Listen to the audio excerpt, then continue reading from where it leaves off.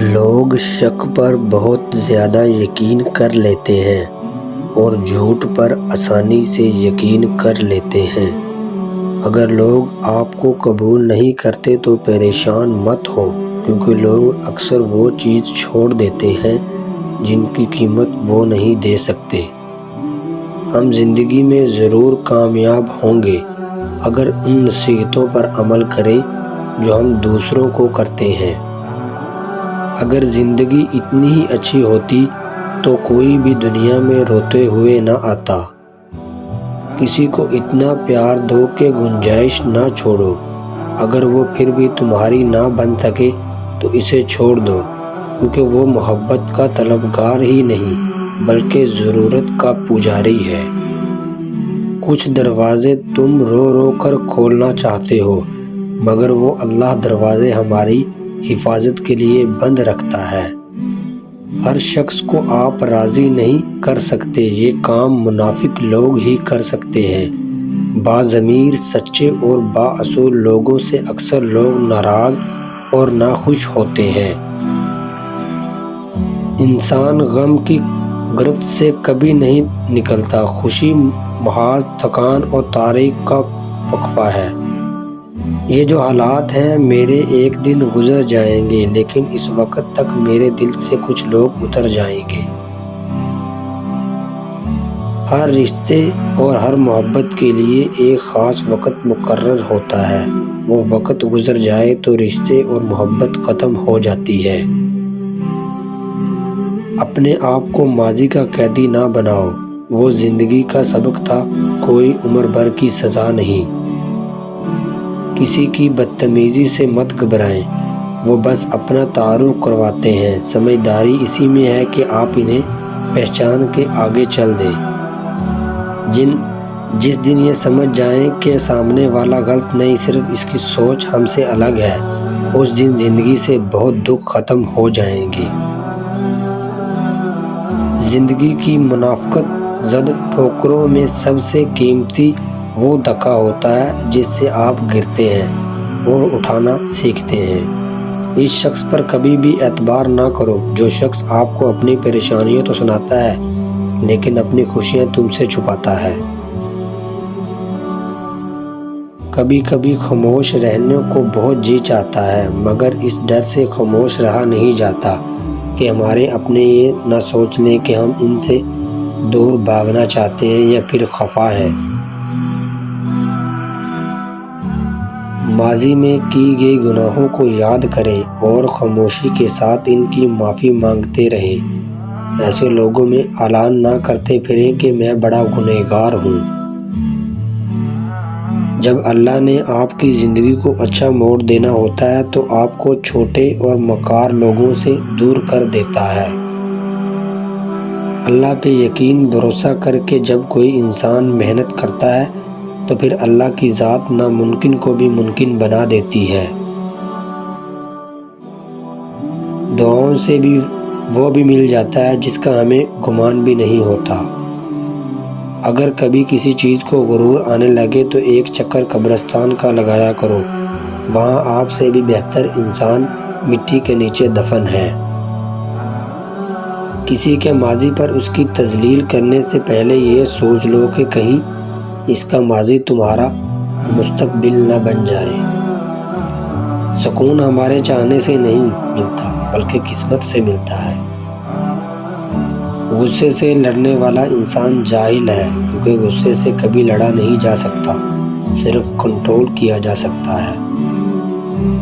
اپنے دن کی ابتدا دو چیزوں سے کریں، سچ۔ کوشش سے آپ کا کام بہتر ہوگا، سچ سے آپ کا دن بہت اچھا گزرے گا۔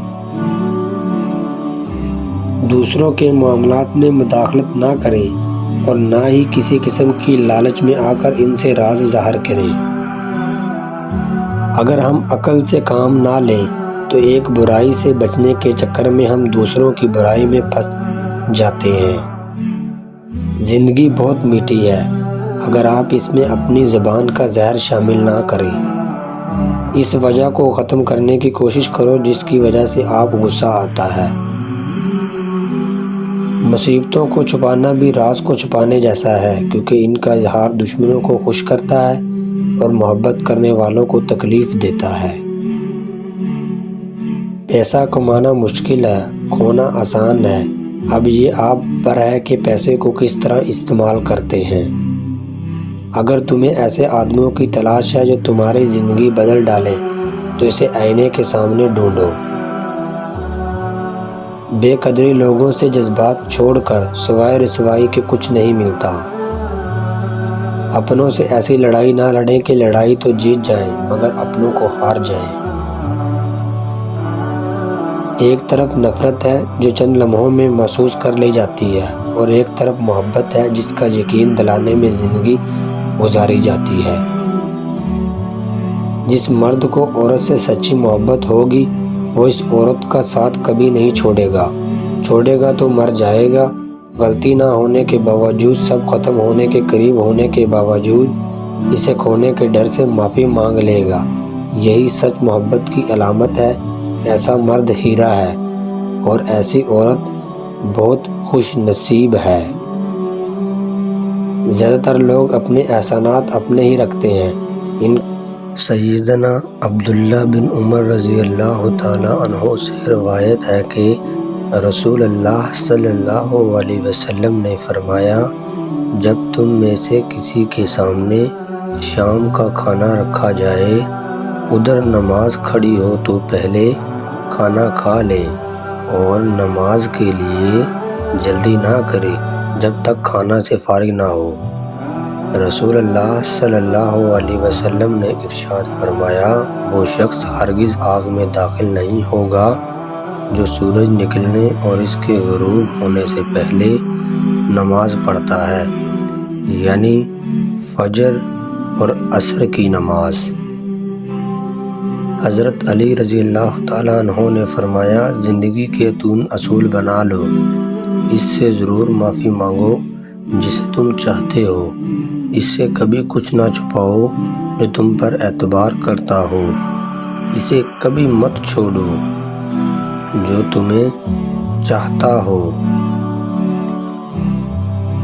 رسول اللہ صلی اللہ علیہ وسلم نے فرمایا، جو شخص دن میں 100 مرتبہ سبحان اللہ و بحمدہ پڑھتا ہے تو اس کے گناہ خواہ سمندر کی جھاگ کے جتنے ہوں تو معاف کر دیے جاتے ہیں۔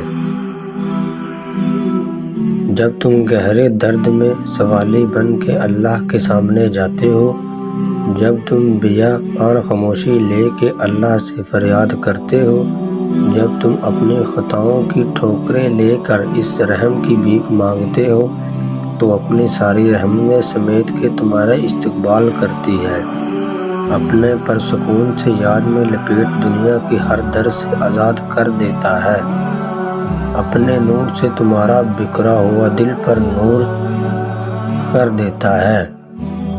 بس اس کی طرف آنے کی ذرا سی دیر ہے تو بے شک انسان کو اللہ پہ یقین اور اعتماد ہونا چاہیے۔ پتہ ہے جب ساری دنیا مجھے تنہا چھوڑ دیتی ہے نا تو میں نے آسمان کی طرف دیکھ لیتا ہوں، کیونکہ مجھے معلوم ہے چاہے ساری دنیا مجھے چھوڑ دے لیکن میرا اللہ مجھے کبھی تنہا اور بے بس نہیں چھوڑے گا، اور کبھی بھی مجھے انسان کے ہاتھوں رسوا نہیں ہونے دے گا۔ نصیب کا بدلنا، جس نے تمہارا نصیب لکھا ہے وہ دوبارہ لکھنے کی بھی طاقت رکھتا ہے، تو دعا کرتے رہو اور یقین رکھو، پھر دیکھو کیسے تمہاری آنکھوں کے سامنے تمہارا نصیب کے صفحے پلٹتے ہیں۔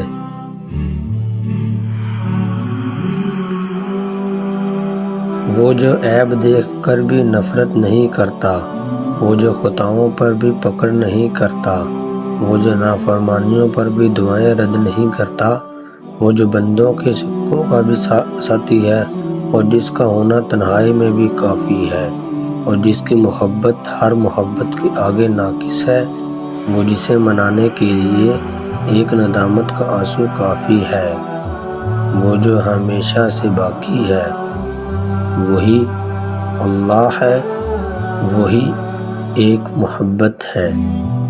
بے شک مجھے آنے والی بہترین دن عطا فرما، اے میرے نصیب میں ایسا لکھ دے جس سے میرا دل خوش رہو، میری تمناؤں کو پورا فرما، مجھے ذہنی سکون عطا کر، میرے معاملات میں آسانی پیدا کر دے۔ جو لوگ چھوڑ جائیں انہیں آپ بھی چھوڑ دیں، جو توڑ جائیں انہیں معاف کر دیں، جو الفاظ نہ سمجھ سکیں ان کے سامنے خاموشی اختیار کر لیں، جو جہاں سے ہے اسے وہیں رہنے دیں۔ بس یہ یاد رکھیں کہ ہر کسی کو راضی کرنا آپ کے بس میں نہیں ہے اور نہ ہی ضروری ہے، بس اللہ پاک کو راضی کر۔ میں نے اپنی قسمت کو اللہ پہ چھوڑ دیا ہے، اس لیے نہیں کہ اللہ بہتری کرے گا، بلکہ اس لیے کہ اللہ سے بہتر اور کوئی نہیں کر سکتا۔ جو رب ایک ماہ صبر کرنے پر انعام میں عید کی خوشیاں سے نوازتا ہے تو وہ تمہارے سالوں کیے گئے صبر کی رائے کیسے جانے دے گا۔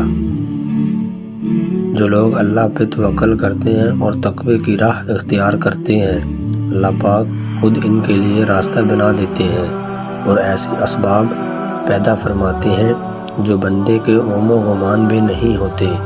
بے شک اللہ رب العالمین مصیب الصاب سے بے حد مہربان ہے۔ تمہاری دعائیں سنی جا چکی ہیں، تمہارے صبر کا صلہ لکھا جا چکا ہے، اب تمہیں تمہارے یقین کے معجزے دکھائے جائیں گے تاکہ تم جان سکو کہ مخلص دل اہتمام ہمیشہ جیت جاتا ہے۔ تقدیریں اللہ کے ایک اشارے پہ بدل جایا کرتی ہیں۔ کتنا سکون ملتا ہے نا جب آپ کے لیے ساری راستے بند ہو جائیں اور آپ کا دل کہے صبر رکھو، اللہ کی رحمت کا دروازہ بھی بند نہیں ہوتا، تو پھر آپ کا تہجد پڑھنے کا خیال نہ آنا بھی وجہ تو نہیں۔ آخر کچھ تو ہے جو ممکن ہوتا ہے۔ دعاؤں ہے کبھی شک نہ کرنا کیونکہ اللہ قادر ہے، نصیب بدلنے پر ناممکن کو ممکن کر دیتا ہے، بندہ راہوں کو کھول دیتا ہے۔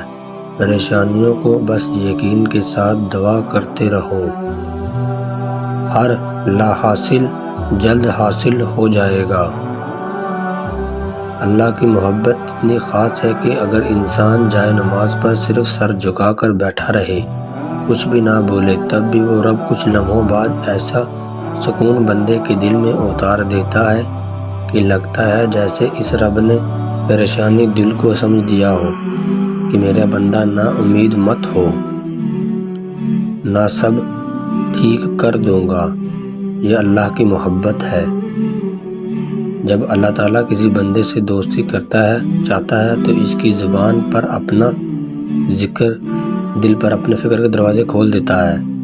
جو شخص استغفار کو اپنے اوپر لازم کر لے، اللہ اس کے لیے ہر تنگی سے نکلنے کا راستہ نکال لیتا ہے اور ہر پریشانی اور غم سے نجات دیتا ہے۔ جس کو تم برا سمجھ کر پسند کر کے چھوڑ دیتے ہو، اس کا کوئی دوسرا شخص چیز اچھا سمجھ کر قبول کر لیتا ہے۔ کیا کوئی چیز ایک ہی وقت میں اچھی اور بری ہو سکتی ہے؟ اور نہ ہی اچھی نہ ہی بری، سوائے اس کے کہ میں نے اسے برا بنا دیا ہے، کسی دوسرے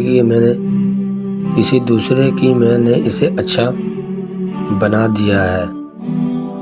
جنت الفردوس کا درجہ۔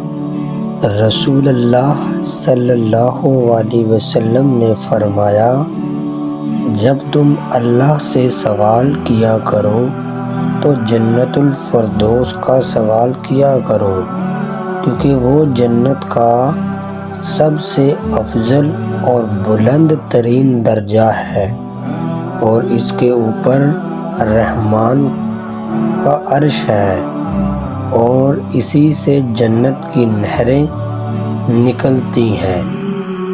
ایک دیہاتی حضور صلی اللہ علیہ وسلم کی خدمت میں آیا اور کہا کہ مجھے یہ کیسے یقین آئے کہ آپ نبی ہیں؟ آپ صلی اللہ علیہ وسلم نے فرمایا، اگر میں اس کھجور کے خشک کھجی کو بلاؤں تو تم میرے نبی ہونے کو مان لو گے؟ اس نے کہا ہاں۔ آپ صلی اللہ علیہ وسلم نے خشک کو بلایا اور درخت سے اتر کر آپ صلی اللہ علیہ وسلم کے پاس آئے، اور پھر آپ صلی اللہ علیہ وسلم کے حکم سے واپس چلی گئی۔ دیہاتی فوراً اس معجزے کو دیکھ کر ایمان لے آیا۔ رسول اللہ صلی اللہ علیہ وسلم نے ارشاد فرمایا، جو شخص دنیا میں دوغلا پن اختیار کرے گا تو قیامت کے دن اس کے منہ میں آگ کی 2 زبانیں ہوں گی۔ زندگی مسلسل جدوجہد اور جستجو کا نام ہے، کیونکہ اللہ ہر پرندے کو رزق دیتا ہے مگر اس کے گھونسلے میں نہیں ڈالتا۔ جو دروازے زمین والوں کی تدبیروں سے بند ہوتے ہیں، ان سے بڑے دروازے آسمان والے کے فضل سے کھلتے ہیں۔ مکار اپنی چالیں چلتے رہ جاتے ہیں اور رب کی کن سے وہ اپنے ہی جال میں الجھ کر رہ جاتے ہیں۔ ذلت دینے والے پلان ہی کرتے رہ جاتے ہیں اور رب عزتوں سے نواز دیتا ہے۔ ایسا کچھ نہیں جو رب سے پوشیدہ ہو، اور ایسا بھی کچھ نہیں جو اس کے اختیار سے باہر ہو۔ ہر طرف سے وسوسوں کے وار، لوگ فکروں میں اضافہ کرنے والے، شیطان مستقبل سے ڈرانے والا، آنکھ آنسو بہانے والے، پر دل مطمئن سا اس بات پہ کہ میرا اللہ مجھے کبھی ضائع نہیں کرے گا، کبھی میں بھی راضی ہوں ہر فیصلے پر، ہر حال میں، پر اللہ آپ کی طاقت والی زندگی چاہیے، اسی طاقت میں موت چاہیے، مجھے دنیا کی رنگینیوں میں نہیں کھونا، مجھے آپ کی محبت چاہیے۔